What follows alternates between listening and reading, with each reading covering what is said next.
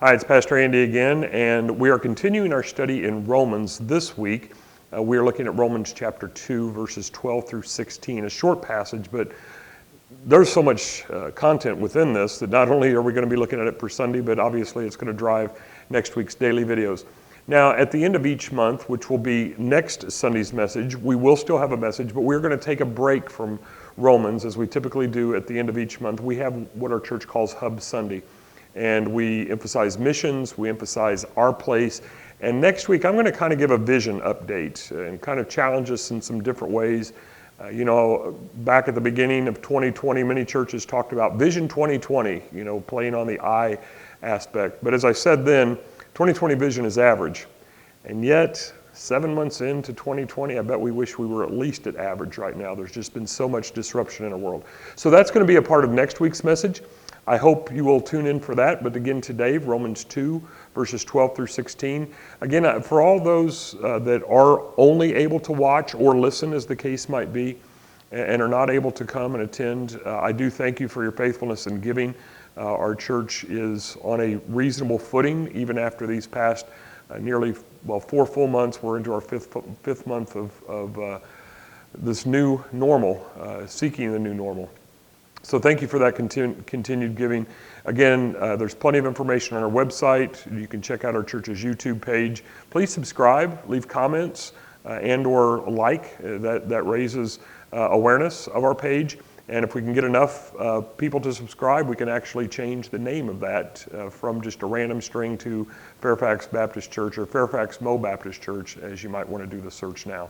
So again, if you'd like to give, you can give online as well. That is done securely through the website, fairfaxbaptistchurch.org, or you can continue to give a check through the church or to the church through the postal system, P.O. Box 350, Fairfax, Missouri 64446. So again, thank you for your continued giving. Thank you for continuing listening, and I hope this message challenges you, but also encourages you to live a life not of judgment, but of one for God.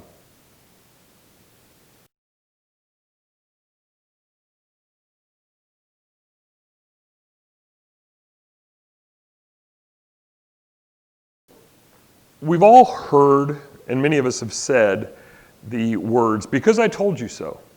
And we say that because we want somebody to do something and, maybe in retrospect they didn't do it and we have to say it again or whatever. And really, "because I told you so" is not a good reason.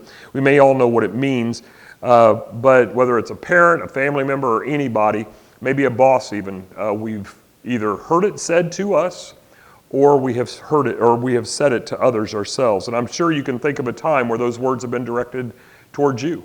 I'm sure that you can think of a time when you have directed those words towards others. Again, it's not a good reason, but the reality is whatever is on the other side of that is probably not necessarily a pleasant situation. But in a sense, and maybe in most cases, the issue was ours to resolve. We have been told to do something, we have not done something. Maybe the task is fair, maybe we don't think it's fair, whatever it might be. But if somebody told us to do something and we didn't do it, then the punishment is just. But we can all relate to being told to do something and not doing what we were told to do. We can all relate to that at times because we are independently minded. We have our own minds, we have our own thoughts, we don't like to take directions from others. We know what we are to do, but we choose not to do that because ultimately we are sinful people, not just towards God, but our sins are towards others, which obviously affect God. Now, the desire for self-autonomy is nothing new. It started in the Garden of Eden. And it continues to this day. And in between, Paul alone wrote a lot about it, including to the Romans. But knowing to do something and doing it are two different things. And if we don't do it, then it has consequences, as Adam and Eve certainly found out. And that knowledge that Adam and Eve had about the consequences has been passed down from generation to generation to generation, and now to us. The consequences of our inaction may be different depending upon the persons involved, maybe even the circumstances involved, but related to God, the consequences of our sin demand justice. God's holiness demands justice, and thus we have our title of this series, And Justice for All. But even as God administers, but even as God administers justice impartially, as it says in Romans 2:11, He does not necessarily do so equally. And you say, well, Andy, is that possible? Well, can justice be impartial and yet evaluated by some different consideration? Well, please understand, the overall standard is the same. And this idea might not make sense now, but by using Paul's words, I hope to clarify this matter throughout the remainder of this message. Romans 2 is about judgment. It begins in verses 1 through 11, like we saw last week, with Paul showing God's righteousness, which allows God to judge ways in ways that man never could. God is objective in his use of truth, and in his execution of justice towards all people. In today's passage, verses 12 through 16, Paul shows that both the Jew and the Gentile are judged according by one standard, but the part of the initial comparison, at least, is different. Then in the final part of Romans chapter 2, which we're going to look at in 2 weeks, next week is Hub Sunday, Paul challenges the assumption of the Jews regarding their understanding of salvation. So we can think of last week's message and this week's message as part of a two-way mirror. I mean, you know what a two-way mirror. We see those in some sense where people look at a mirror on one side, but really what a two-way mirror is that it should reflect a different image one way than it does the other way. Typically, what we think of as a two-way mirror would be like in a police show where somebody is looking through the mirror and being able to see somebody on the other side. But in Romans 2, verses 1 through 11, the mirror there is that God showing no partiality. Verse 11, the mirror is towards the Jew. In verses 12 through 16, the mirror is back towards the Gentile. Why is this so? Well, the Jew was under the domain of the law, and the Gentile was not under the domain of the law. So it was reflecting back to the Gentile something different, as I'll get to in a moment, whereas in verses 1 through 11, the mirror was reflecting back to the Jew that image of the law. Now, it's important to understand, when I say law, I'm not talking about the law of man. I'm not talking about speed limits. I'm not talking about different laws and ordinances that our governors and government makes. I'm talking about the laws of God, and specifically in the context here, we're talking about the law of Moses, the law that was given to Moses from God for the Israelites back at the time of the Exodus and shortly thereafter. Paul is referring specifically to the 613 laws that together make up the law of Moses given to the people of Israel. Now, we must understand two important points about that statement. Number one, God gave the laws to the people of Israel. Number two, God did not give the laws to the people who were not of Israel, meaning the Gentiles. Now, the implication of those 2 points are as follows. The first implication is for the Israelites. The Israelites were given the law, they were to know the law, and they were to live by the law. Very simple.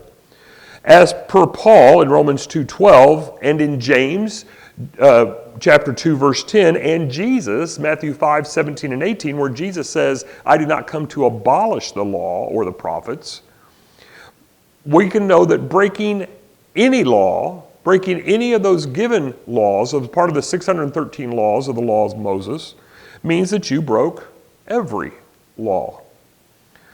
Again, we could talk about that for the 613, but let's just make it pretty practical by the Big Ten, the 10 Commandments, as many people will know. So as we think about the 10 Commandments, let me just give you an example, and we'll use an example of someone committing adultery. If someone commits adultery, and let's talk about this from the context specifically of a Jew, but this would be true today. Even if that person only lusts after someone, because Jesus says in Matthew chapter 5, verses 27 and 28, to even look on someone with lust is the same as committing adultery, then that one sin of adultery can lead and probably in many cases does lead to many other sins. In committing adultery, which is the seventh commandment, they have likely dishonored their parents, the fifth commandment.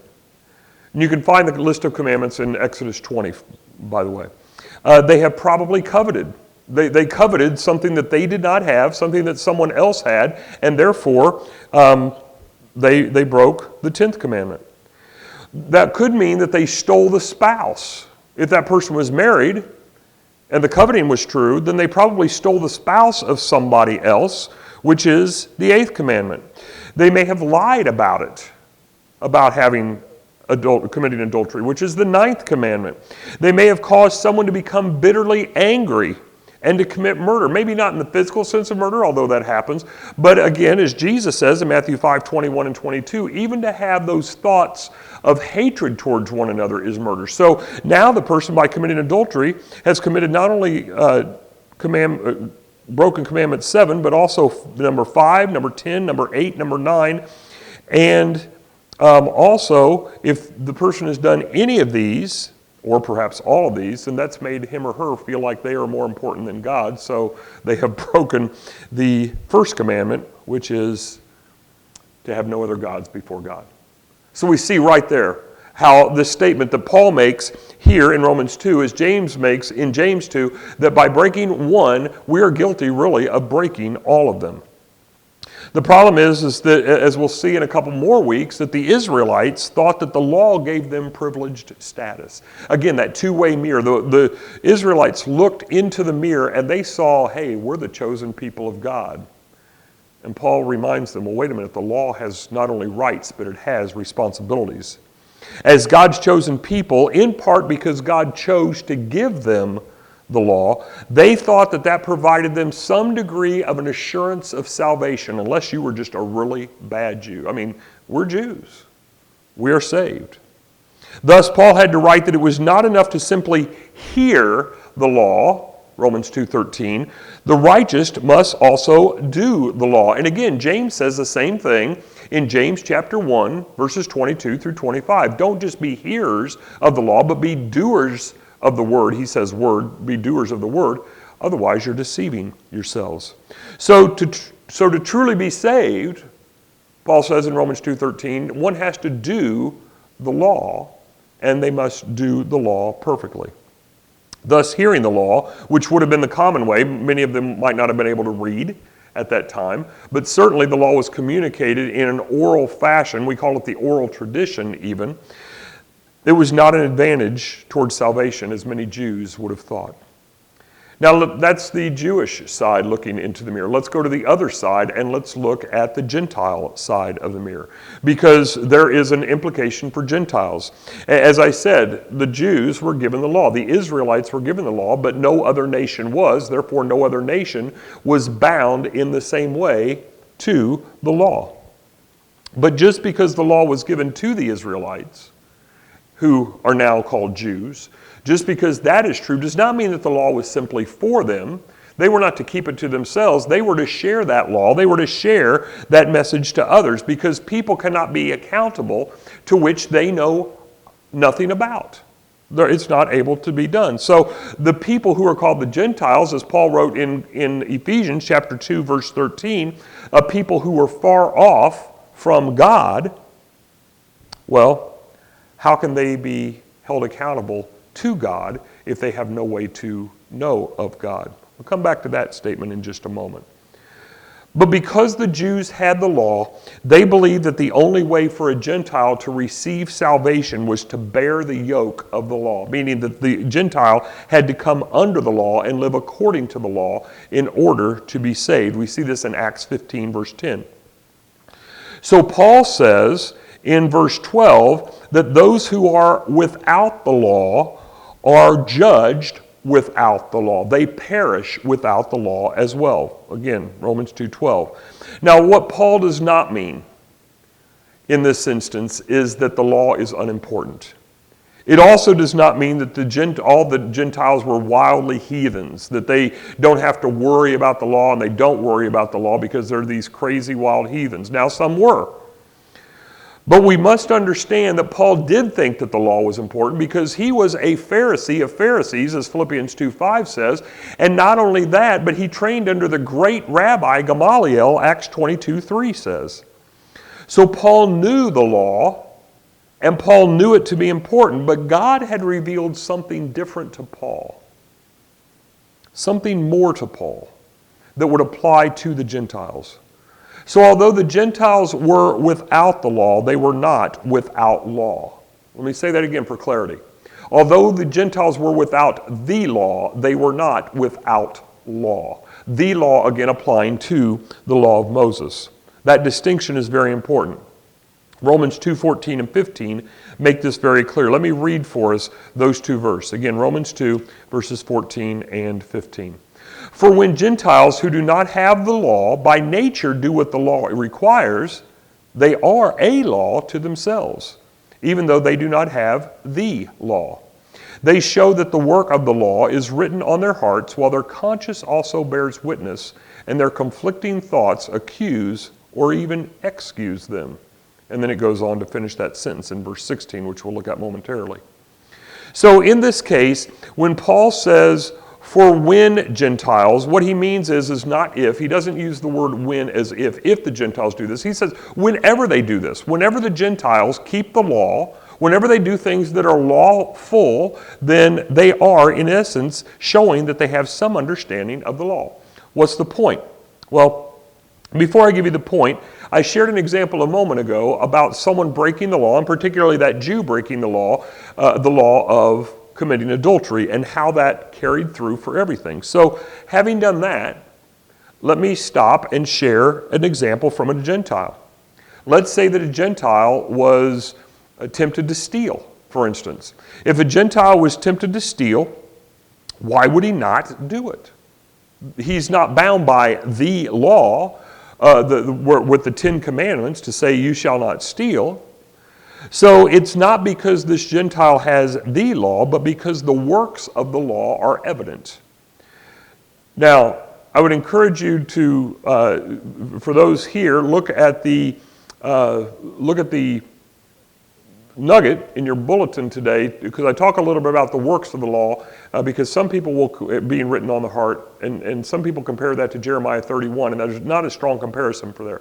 For those of you who are watching online, you can look at the church's blog, and you can look at one of the footnotes that talks about this just a little bit more fully. And that blog is at fairfaxmobaptistchurch.org/blog.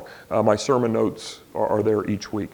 So again, why would this Gentile not steal? Well, the works of the law are evident. We know inherently that it is wrong to take something from someone else.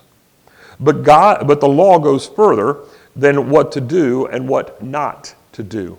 The law of Moses, includes godly portions. That's the difference. So a Gentile, for instance, might honor his parents.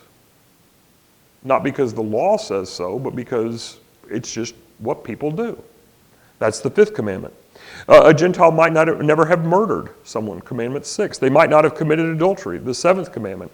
In the example I just shared about stealing, maybe they've never broken the 8th commandment. Although at some point that person likely has lied, which is the 9th commandment. Maybe they covet occasionally. Maybe they self-control normally, but covet occasionally. There's the 10th commandment. But all of those commandments have to do with one another. And that is what the law written upon our hearts is, the works of the law, because that is the law that is between you and me. What the Mosaic law, what the law of Moses, what the law that God gave those people had in it, were 4 more commandments that somebody is not necessarily going to know if they don't know the law. They're not going to know to have no other gods before God. They're not going to know not to have a graven image. They're not going to know about the Sabbath, for instance, or not to take the Lord's name in vain. I switched the order of the last 2 there. But again, the Gentile's not going to know the specifics of God's law, but that does not mean that they cannot know God. And we must understand that. Nor does it mean that they should not know God. Paul has made this abundantly clear in the last chapter, Romans 1, 18 through 32, specifically 18 through 23, where he says in verse 18 that many Gentiles were guilty of suppressing the truth being about God. They were not honoring or thanking God, who had clearly showed himself to them, verses 19 through 21. And these same people were actually worshiping idols, worshiping the creatures rather than the Creator, verses 22 and 23. Thus, Gentiles might not have the law, but they do not have any excuse for not knowing God, which then should lead them to truly know God. They can know about God, and that should lead them to truly knowing God. So having shared that example, then, we're ready to make the point that Paul made here. All of us know what we are to do. In doing what we are to do, we are not necessarily fulfilling the law. Again, how can we know that the law exists if we don't know that a law could exist? But it is being done anyway, just because we are made in the image of God. Genesis 1, 26 and 27. Thus, something above the law must be true. There must be some way to know that there is a God, that there is a Creator. We may not use the same terminology for that, but that reality can be understood. Again, Paul makes that clear in Romans 1, at the end of Romans 1.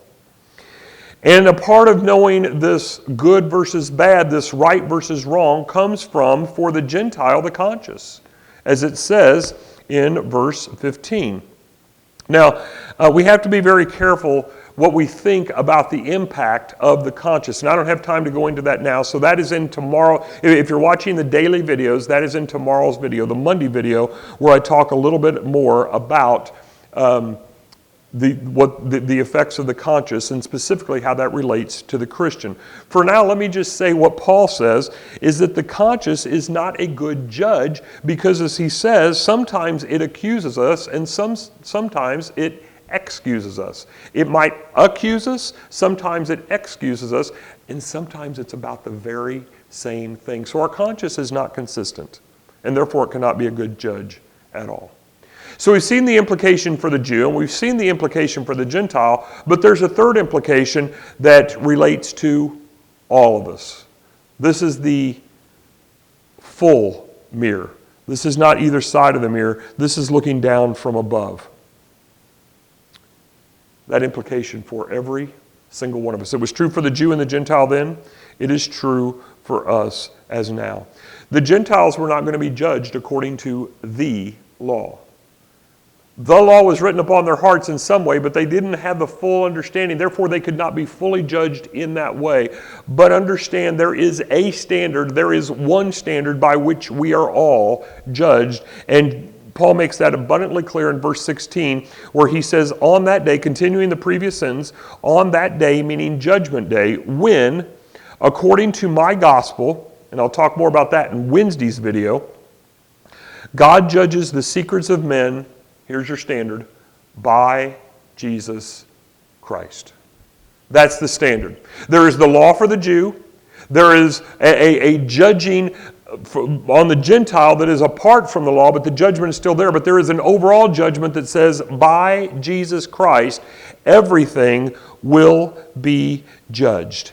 It is not necessarily a matter of what we do. It's definitely not a matter of what we know. It is a matter of who we know. The answer to our question at the beginning, that standard, even despite different considerations, again, those considerations being law for the Jew, something else for the Gentile, well, the answer for one standard, despite those considerations, is the fact that Jesus Christ is the standard. Now, I believe in a gradation of hell. And I believe in that in part because of a passage like this. There's other passages Jesus talks about. I believe it's Matthew 12, for instance, where he says it would be better on the day of judgment for this place rather than this place. So I believe that the more you have an opportunity to know, if you don't choose Christ, if you don't follow God, then there will be a more harsh punishment for you, a deeper place in hell, if you will. You can go back to Dante's Inferno and the 9 layers of hell if you want to on that. But the idea is that I do believe that there is something different. But what we have in verse 16 is that standard of Jesus, and it's not a standard of what others see in us, and it's not even a standard of what we see in ourselves. Again, our conscience lies all the time. The standard here is that is true of Jesus because we will never know the full story of others, therefore we can't judge them, and we will never allow others to know the full story about us. There are things that we want hidden, and therefore they are not fully able to judge us. But what this passage says to us so clearly is that even the secrets, verse 16, God judges the secrets of men. Those deepest, darkest things you hope nobody ever finds out, God knows. And you'll be judged. And remember, it's only the doers of the law who are righteous. God sees what is done in secret. Jesus talks about this in the Sermon on the Mount, in the part of Matthew chapter 6, in verses 4, 6, and 18. It says, God who sees in secret. God knows all. We can't hide anything from him. So we are judged by what we do, not by what we hear, and therefore we will fail. But we can be thankful that there was one who did do everything that he heard and everything that he taught, and that one is Jesus, by whom we are judged, and therefore if we receive him, then we can be saved. This truth is so personal for Paul that it is so ingrained in Paul that he calls it my gospel. He desires to preach that gospel. Now, how can he do that unless he truly believes it? And if he believes it, how can he not do it? Paul knew the importance of the law, but he knew a greater importance being the work of Jesus on the cross to cover what we could never do on our own. So what about you? Have you made the gospel your own? Or are you still trying to earn salvation by what you do? Are you trying to earn your way into heaven by some special insight that you have, or by something you think you have done? Or perhaps maybe you're on the opposite end of the spectrum here, and you believe that anything related to religion, related to the church, related to God, related to Jesus is petty and immaterial. Well, if that's you, check your heart and see what it is that you do and why it is that you do what you do. Because there is a truth that anything that you do good is not from you. It's from a higher principle. Most people consider one of the greatest questions in life is, what am I doing here? Why am I here? Why do I exist? Well, I can't tell you why you exist for you. But once you have that answer, it changes everything. The gospel was the answer. The gospel is the answer, and the gospel made Paul choose it as his own. Then the gospel that Paul chose for his own, I have chosen for my own. I know God knows me, and I know him, but he knows me perfectly, and I desire to know him better. And I desire to teach others to know him better. And God gives us all the same opportunity to know him, not based upon who we are, but as Romans 2:16 says, by Jesus. He judges by one standard, the standard of Jesus, and he has made Jesus known. So if you do not know him, nothing else really matters. But if you do know him, then you can discover the real answer to your question about your purpose in your life. So if you're thinking about that purpose, if you're thinking just a little bit about Jesus, don't end this video in just a couple of minutes. Don't end this message in just a couple of minutes and say, well, that's it. If you're watching on video, hit pause. In just a minute for the rest of us, we're just going to take a couple of minutes before we sing and think for just a moment. But if that is real, if that needs to be real for you, then send a text, send an email, make a post, leave a comment, something, and say, I want to know more. I need to know more. I must know more. What do I need to do to know more and to get these answers that you're talking about? Because if you don't do it now, soon you're going to be distracted. and you won't do it later. Our journey letter for today is J for Jesus. Now, it really could be O for obey, the O of journey, because we are to be doers, not just hearers, and that implies that we are to obey, but none of us can obey perfectly. But Jesus did. And thus, again, as we've seen so many times in this series, the letter and the word, the letter is J and the word is Jesus. He is the standard. Nothing else matters. We will be judged, even our secrets, by Jesus. So our next step today is to live. We are to be doers of the law and not hearers only. Doers of the word and not hearers only, as James 1:22 says. So what I want you to do is I want you to choose one thing, just one thing. Don't make it hard and say, well, there's just so many things. What do I choose? No, I don't care what you choose. You know that there is one thing that you should do, that you know you should be doing, that you should have done, whatever the case might be. There are maybe a multitude, but there is one. Choose it. If you have 10 in your mind, just pick one at random. Choose one thing and do it. Maybe it's something you should be doing regularly. Maybe it was something that you should have done months ago or even years ago, and if you just do it, it's done. Well, why would you carry that burden with you? Jesus has already paid that price if you will just release it to him. So do it and be done with it. Just one thing. We all have something that we can do. So this week, choose to live. Choose to live in obedience. Obedience to the one by whom you will be judged. Do that one thing. And then allow that freedom to come to allow you to live in other ways. And maybe tackle the next thing next week or next month or next year. But choose that one thing today. God, we do come thankful that there is a standard by which you judge us, by which we might be approved. We cannot be approved according to the law because none of us can keep the law perfectly. None of us have kept the law perfectly. None of us will keep the law perfectly. God, we can't trust our conscience to guide us because one day we have a thought about a certain activity and we say, well, I think it's okay that I do this today. And then tomorrow the same activity and our conscience says, well, maybe we shouldn't be doing that. So we can't trust the law. We can't fulfill the law and we can't trust our conscience. And so what hope do we have? We had none until you made a way by the one standard that matters. The standard being the person of Jesus. So God, let us put our faith and our trust in him. Let us find our purpose and our hope in him. Like Paul, let us make the gospel our gospel. Let it not just be a gospel, let it be my gospel. A truth for me to live by. Not my truth, but your truth that lives in and through me. Let us all choose that, Lord. That by that standard, by the good news of Jesus coming to die for us, we might not only know about you, but that we might know you, and that ultimately we might live forever with you. We pray in the name of the standard by which all things are judged. The standard of Jesus, the person of Jesus. Amen.